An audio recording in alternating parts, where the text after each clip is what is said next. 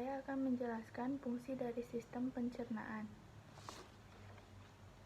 Yang pertama, ada parotid yang berfungsi menghasilkan air liur untuk membantu pencernaan makanan. Yang kedua, ada sublingual yang berfungsi sebagai menjaga kadar kelembaban dan membasahi rongga mulut, melumasi dan melunakkan makanan sehingga proses menelan dan mengecap rasa makanan akan lebih mudah.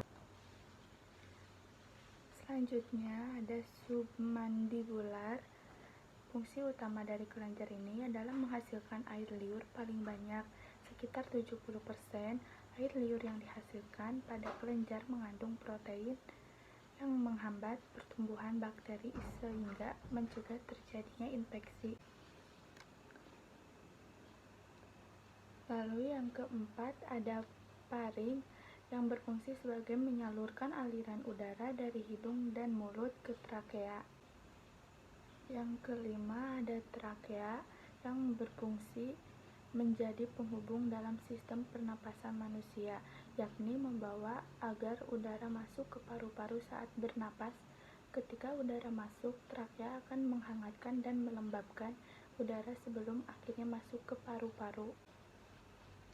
Selanjutnya, yang keenam ada esofagus yang berfungsi dalam membawa makanan bermula ketika makanan ditelan atau berpindah dari mulut ke tenggorokan atau faring.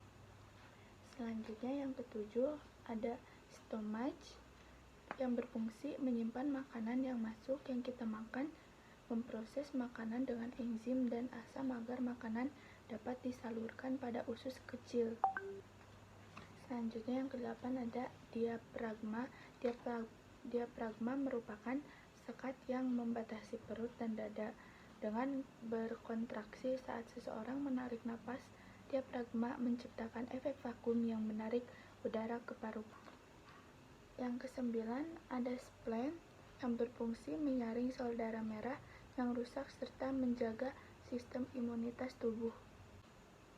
Yang ke-10 ada liver yang berfungsi mulai dari menghancurkan racun dalam darah hingga membantu proses pencernaan. Selanjutnya ada gallbladder yang berfungsi untuk membantu proses pencernaan terutama dalam pemecahan lemak, membantu proses penyerapan vitamin yang larut pada lemak, mengeliminasi produk sisa pencernaan, dan membuang racun-racun yang ada pada tubuh. Selanjutnya yang ke-12 ada duodenum yang berfungsi untuk mengambil makanan yang sudah setengah dicerna dari perut melalui pylorus atau katup yang membuka dan menutup yang memungkinkan makanan lewat dari perut ke usus halus dan melanjutkan proses pencernaan. Selanjutnya yang ke-13 ada common bile ducts yang berfungsi untuk pencernaan makanan dan disekresikan oleh hati melalui ductus hepaticus. Yang ke-14 ada pankreas yang berfungsi untuk membuat cairan yang disebut enzim. Selanjutnya yang ke-15 ada large intestine yang berfungsi menyerap cairan dan vitamin, memproduksi antibodi dan mencegah infeksi serta membantu tinja.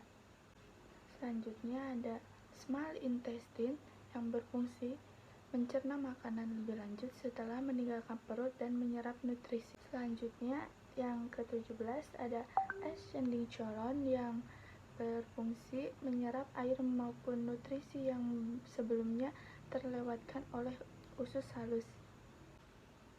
Selanjutnya ada sesum yang berfungsi sebagai membantu pencernaan bahan makanan yang mengandung serat dengan bantuan mikroorganisme.